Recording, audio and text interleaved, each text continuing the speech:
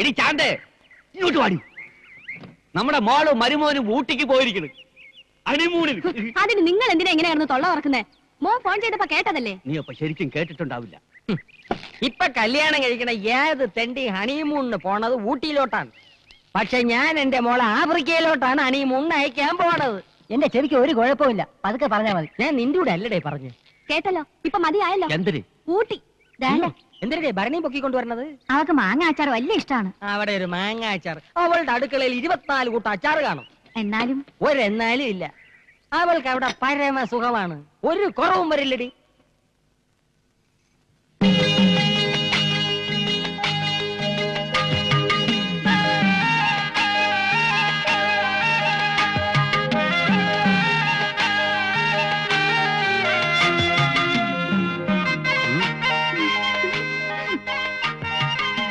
എന്റെ അച്ഛൻ മാട്ടുപ്പെട്ടി മഹാദേവനോടുള്ള വാശി ഇന്നു മുതൽ ഞാൻ ആരംഭിക്കുകയാണ്.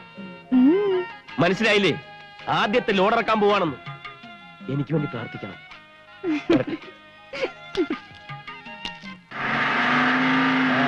വരുന്നുണ്ട്. മാട്ടുപ്പെട്ടി മഹാദേവന്റെ വീട്ടിലോട്ട്. മാട്ടുപ്പെട്ടി മഹാദേവൻ എന്താ ഇടപാടിത്?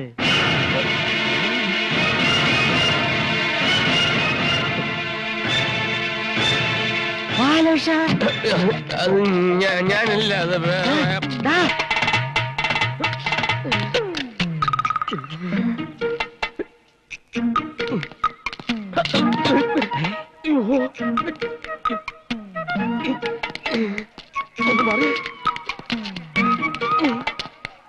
എല്ലാം ഒരേ നിറവും തലയിൽ കിട്ടും.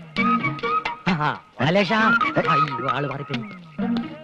ആരുടെ?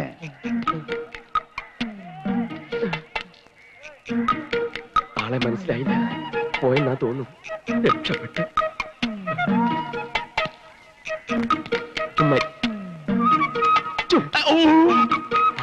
നീ? അതെ, ആള് മാറിപ്പോയിട്ടില്ല. ചുവന്ന ഷർട്ട്, കള്ളിമുണ്ട്, തലേക്കെട്ട്. കണ്ടാൽ അറിഞ്ഞൂടെ ഞാൻ വെറും കൂലിയാണെന്ന്. കൂലിക്കാരനോ? ഇന്നുവരെ അങ്ങനെ അല്ലായിരുന്നു. നിങ്ങളെ മോളെ കെട്ടിയതുകൊണ്ട് അങ്ങനെയായി മാറേണ്ടി വന്നു. അച്ഛനെ അറിയിക്കാതെ പെണ്ണ് കെട്ടിയ കുറ്റത്തിന് എന്നെ വീട്ടിൽ കയറ്റില്ല. അതെനിക്കൊരു വാശിയായി. ആ നിമിഷം ഞാൻ പ്രഖ്യാപിച്ചു, എന്റെ അച്ഛൻ മഹാദേവനെ പരസ്യമായി നാറ്റിക്കുമെന്ന്. അതിന് ഞാൻ കണ്ടെത്തിയ മാർഗമാണ് ഈ കൂലിവേഷം. ഞങ്ങൾ എവിടെയാ താമസിക്കുന്നത് അറിയാവോ? ചേരിയില്, ചേരിയില്. മോനെ, എനിക്ക് എന്റെ മോക്കും വേണ്ടി നീ അനുഭവിക്കണം ത്യാഗങ്ങൾ. നീ വലിയവനാടാ, വലിയവൻ. ഇനി എന്തിനാണ് ചെയ്യേണ്ടത് എനിക്കറിയാം. ഞാൻ ക്വാരിയിട്ട വെള്ളം ഞാൻ തന്നെ ത്യാഗിക്കളയാം. ഞങ്ങളെ അച്ഛന്റെ വീട്ടിലേക്ക് താമസിക്കാൻ ക്ഷണിക്കുകയാണല്ലേ? അതിന് മാത്രം അച്ഛൻ എന്നെ നിർബന്ധിക്കരുത്. ശരി, അങ്ങനെ അങ്ങോട്ട് നിർബന്ധിക്കുകയാണ്. അച്ഛാ, അച്ഛാ, അച്ഛാ, അച്ഛാ, അച്ഛൻ എന്താ ഒന്നും മിണ്ടാത്തത്? പ്രശ്നങ്ങളൊക്കെ തീർന്നു, ഞങ്ങൾ കൂടെ വരാൻ തയ്യാർ. മഹാദേവന്റെ വീട്ടിലോട്ട് പോട്ട്. അയ്യോ, അയ്യോ, മഹാദേവന്റെ വീട്ടിലോട്ടാ?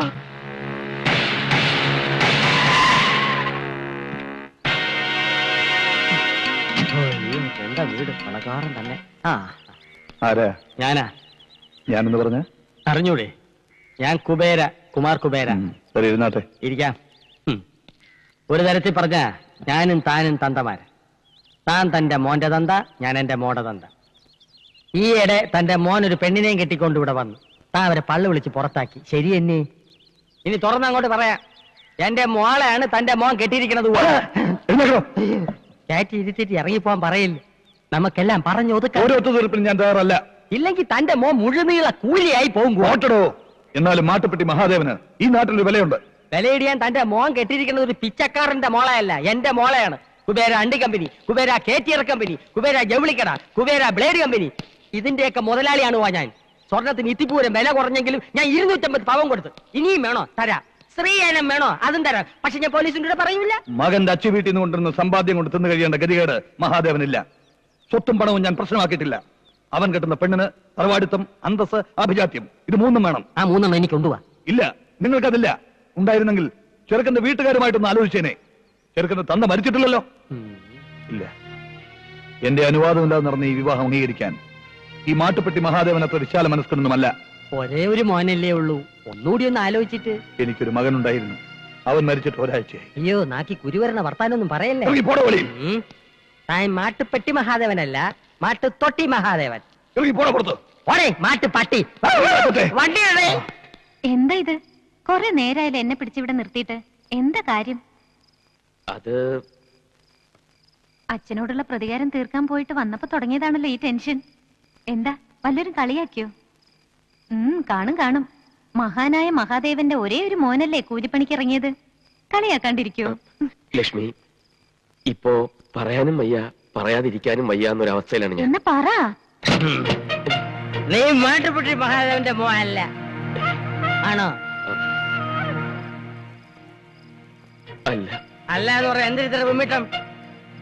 കായ ഉണ്ടായ ശേഷം ആദ്യമായിട്ടാണ് എന്റെ മാനം കിടന്നത്. അതിന്റെ മനോവിഷമം തീർക്കാൻ രണ്ടെണ്ണം അടിച്ചിട്ടാണ് വന്നിരിക്കുന്നത്. ഇങ്ങനെ ഒരു മാനെ പറ്റി എന്തെങ്കിലും സ്നേഹമോ ദയോ ഉണ്ടായിരുന്നെ അയാൾ എന്റെ കൂടി വർത്തമാനം പറയാമായിരുന്നോ? അപ്പൊ ഒന്നും അറിഞ്ഞില്ലല്ലേ? വെറും വൃത്തികെട്ട മനുഷ്യൻ. നിന്റെ തന്തിയായതുകൊണ്ട് പറയല്ല. വെറും തറ തൊട്ടി ഒരു കൾച്ചറും ഇല്ലാതെ തെണ്ടി. അയാൾക്ക് പഠിപ്പില്ലടേ. അച്ഛാ, നീയൊന്നും പറയണ്ട. എന്തിനാണ് എടുക്കുള്ള വെച്ച് എടുത്തോണ്ട് വാ, നമുക്ക് വീട്ടിൽ പോവാം. അതേന്നെ ഞാനും പറഞ്ഞത്. നീ എളുപ്പം പോയി പെട്ടി ശരിയാക്ക്. എന്റെ ഷർട്ടെല്ലാം എടുത്ത് വെക്കണേ. നിന്റെ ഷർട്ട് എന്തിനാണ് എടുക്കുന്നത്? ഞാൻ എവിടെ മാത്രമേ കൊണ്ടുപോകുന്നുള്ളൂ. കൊച്ച നീ പ്രതികാരം ചെയ്യേ, ജേരി താമസിക്കുക, ചുമടെടുക്കുക, എന്തൊരു പുല്ലുള്ളിലും ചെയ്. പക്ഷെ എന്റെ മോളെ ഈ ഓലക്കുരയിലിട്ട് നരയിപ്പിക്കാൻ ഞാൻ വിട്ടു തരൂല. നീ നിന്റെ തന്തയാനെ തൊപ്പിച്ചിട്ട് അയളുമായിട്ട് എന്റെ വീട്ടിൽ വാ. അപ്പൊ ഞാൻ മോളെ തരാം. ഞാൻ വരില്ല. അതുവരെ ഞാൻ ഇവിടെ കഴിഞ്ഞോളാം. നീ വരും. ഞാൻ വരില്ല.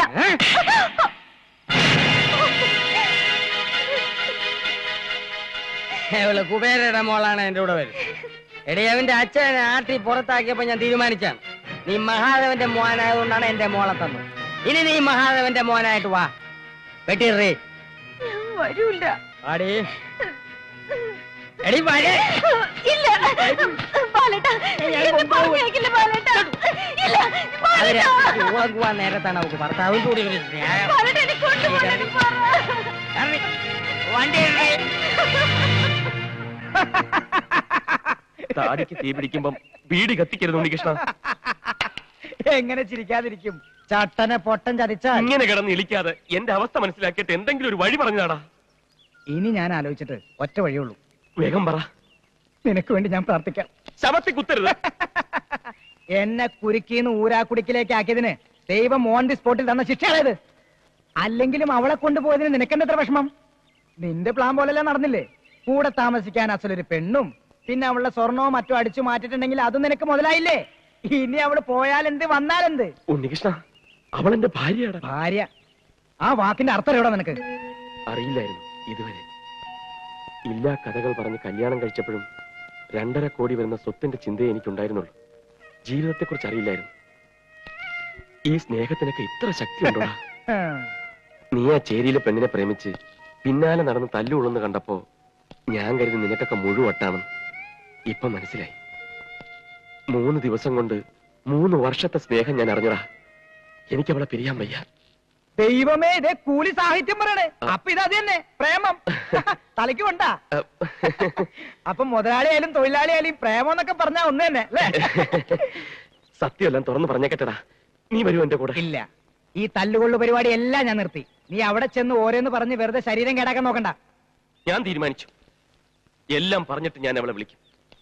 ഒരു കൂലിയായി എന്റെ കൂടെ ഇറങ്ങി വരാൻ തയ്യാറാണോ എന്ന് ഞാൻ ചോദിക്കും. വന്നില്ലെങ്കിലോ? വന്നില്ലെങ്കിൽ വരാതിരിക്കോടാ. എന്തായാലും ഇന്നെല്ലാം ഒന്ന് കലങ്ങി തെളിഞ്ഞാൽ രണ്ടാളൊന്നും അറിയാൻ പറ്റും. എന്റെ ജീവിതവും രക്ഷപ്പെടും. വാ വാ. ആ നിക്ക്. നമ്മൾ ആദ്യം പോകുന്നത് നിന്റെ പെണ്ണിന്റെ അടുത്തേക്കല്ല, പിന്നെ എന്റെ അച്ഛന്റെ അടുത്തേക്ക്. സത്യാവസ്ഥ ബോധിപ്പിക്കണല്ലോ. ഞാൻ പെണ്ണ് കെട്ടിയിട്ടില്ല എന്ന് അറിയിക്കണമല്ലോ. എന്നിട്ട് നിന്റെ കൂടെ ഞാൻ എന്തിനു തയ്യാറാ? Okay okay. നിന്റെ ഈ ഇരിപ്പും മട്ടും ഭാവവും കണ്ടാത്തൊന്നും ഇവിടെ ആരോ മരിച്ചു. മരിച്ചോ? ഇല്ലല്ലോ. ആ പിന്നെ ആ വഴിവെച്ചു പോയ സന്തതിയെ കുറിച്ച് ഓർത്താണെങ്കിൽ നീ വിഷമിക്കണ്ട. നമുക്ക് അവൻ മാത്രല്ലേ ഉള്ളൂ. പുകഞ്ഞ കൊള്ളി പുറത്ത്. അതാണ് എന്റെ പ്രമാണം.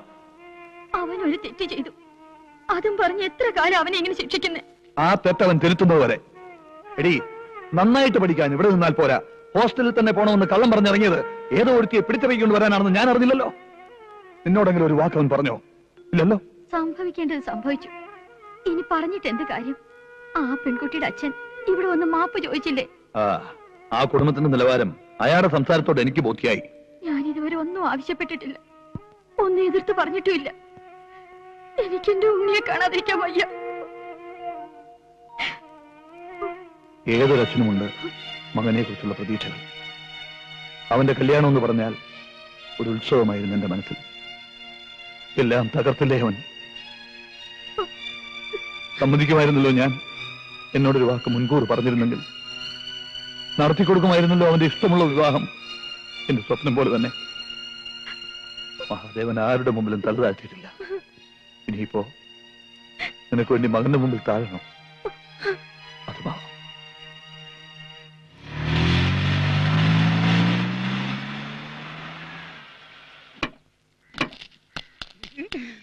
കുഞ്ഞേ എല്ലാം ശരിയായി. എന്ത്? ഇനി ഇങ്ങനെ ഒളിച്ചും പാറ്റ് നടന്ന് കട്ടി ഇനി ഒന്നും വേണ്ട. നേരെ കൊണ്ടുവരാൻ പോയിക്കല്ലോ. ഇയാൾക്ക് എന്താ വട്ട് പിടിച്ച? എനിക്ക് വട്ടം അച്ഛനെന്തിനാ? ഭാര്യ വെട്ടി പോയി. അമ്മയുടെ വീട്ടിലാ? കുഞ്ഞിന്റെ ഭാര്യ വെട്ടി. കുഞ്ഞിനെ ഭാര്യ ഒന്ന് കാണണമെന്ന് കൊച്ചമ്മ, കാണണ്ടാന്ന് മൊയലാളി. ആകെ ജഗപുക. അവസാനം ഒരു ഒത്തീർപ്പിലെത്തി രണ്ടാളും കൂടെ കൊച്ചിന്റെ ഭാര്യയെ വിളിച്ചോണ്ട് വരാൻ വേണ്ടി പോയില്ല. അവർ പോയിട്ട് ഇപ്പൊ എത്ര നേരമായി? അരമണിക്കൂറായി. ഉണ്ണികൃഷ്ണ നീ വണ്ടി കയറേ. നിർവഹിക്കട്ടെ അവരിപ്പൊ എത്തും. സന്തോഷം. പുള്ളിക്കാരി പോകാട്ടില്ലേ?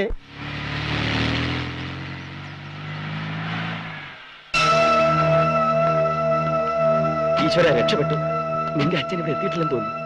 ഇനിയിപ്പോ എല്ലാം തുറന്നു പറഞ്ഞില്ലെങ്കിൽ ആകെ പുലിവാലാവും. നീ വാ. നില്ലേ എങ്ങോട്ടാണ് പോണത്? അല്ല ലക്ഷ്മി. ആര് ലക്ഷ്മി?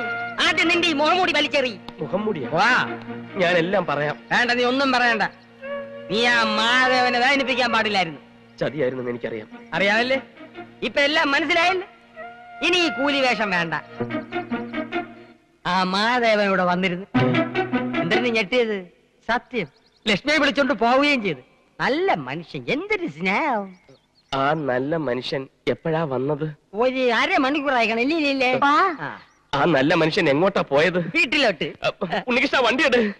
മോനെ, നീ മിടുക്കനാണ്, മിടുമിടുക്കൻ. സ്വന്തം അച്ഛനല്ലേ ഈ മുട്ടൂത്തി കളഞ്ഞത്? തന്നെ തന്നെ.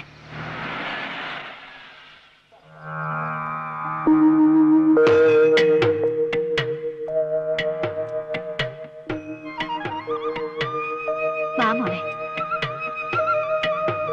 ദൈവമേ, ഗുലുമാലിൽ നിന്നും ഗുലുമാലികളിലേക്കാണല്ലോ കാര്യങ്ങൾ നീങ്ങുന്നത്. നീ എന്റെ അമ്മയുടെ മുഖത്ത് സന്തോഷം കണ്ടോ? എന്റെ ഭാര്യയാണെന്ന് വിശ്വസിച്ചിരിക്കുക. പാവം. നീ ലക്ഷ്മിയുടെ മുഖത്തേക്ക് നോക്കി. എല്ലാ പ്രശ്നങ്ങളും തീർന്നെന്ന് കരുതി സന്തോഷിച്ചിരിക്കുക. എനിക്കാകെ പേടിയാവാ. നീ വാ. ദൈവമേ. ഉണ്ണി, കണ്ടു കണ്ടു. വരൂ. ഇപ്പൊ ചാടിക്കരുതെന്ന് പറയണ്ട, വലിയ വഴക്കാവും. ആ, ഞാൻ വഴക്കൊന്നും പറയില്ല. ഒക്കെ ക്ഷമിച്ചു എന്ന് കൂട്ടിക്കോ. അല്ല, താനല്ലേ ഇവന്റെ കല്യാണം കഴിഞ്ഞ് ഇവനെ ഇങ്ങോട്ട് കൂട്ടിക്കൊണ്ടു? സാർ ഇതിനായിട്ട് അതൊന്നും മറന്നില്ലേ? വലിയ കൂട്ടുകാരനാ. ഓ, ഞങ്ങൾ ഒരുമിച്ചാ സ്കൂളിൽ പഠിച്ചത്. എന്ത് ചെയ്യുന്നു? ഞാൻ പ്രത്യേകിച്ച് പണിയൊന്നുമില്ല. ബാലകൃഷ്ണന് അത്യാവശ്യമായിട്ടൊരു ജോലി വേണം. നമ്മുടെ ഡ്രൈവറുടെ പോസ്റ്റ്. ഡ്രൈവറോ? അയ്യോ, ഈ വേഷം പത്രാസം നോക്കണ്ട. എന്ത് ജോലിയും ചെയ്യും. ആള് ഭയങ്കര പരോപകാരിയാ. അങ്ങനെയാണെങ്കിൽ ഒരു കണ്ടീഷൻ ഉണ്ട്. എന്താ? ഡ്രൈവർ ഇവിടെ തന്നെ താമസിക്കണം. സമ്മതമാണോ? അച്ഛൻ പറഞ്ഞത് ശരിയാ. ഇവിടെ തന്നെ താമസിക്കണം. അല്ലെങ്കിൽ രാത്രി ഞാൻ വണ്ടി ഓടിക്കേണ്ടി വരും. വേണ്ട. ശരി ശരി ശരി. എന്ത് പറയുന്നു? ശരി ശരി. ആ, അങ്ങനെയാണെങ്കിൽ ഡ്രൈവറുടെ മുറിയൊക്കെ കാണിച്ചോളൂ. ഇപ്പൊ ചാടി കയറി പറഞ്ഞിരുന്നെങ്കിൽ എന്തായനെ? ഇനി എല്ലാ കാര്യങ്ങളും ഞാൻ പറയാം. നീ അതുപോലെ അങ്ങ് ചെയ്താ മതി. എനിക്ക് ലക്ഷ്മി ഒന്ന് കാണണം.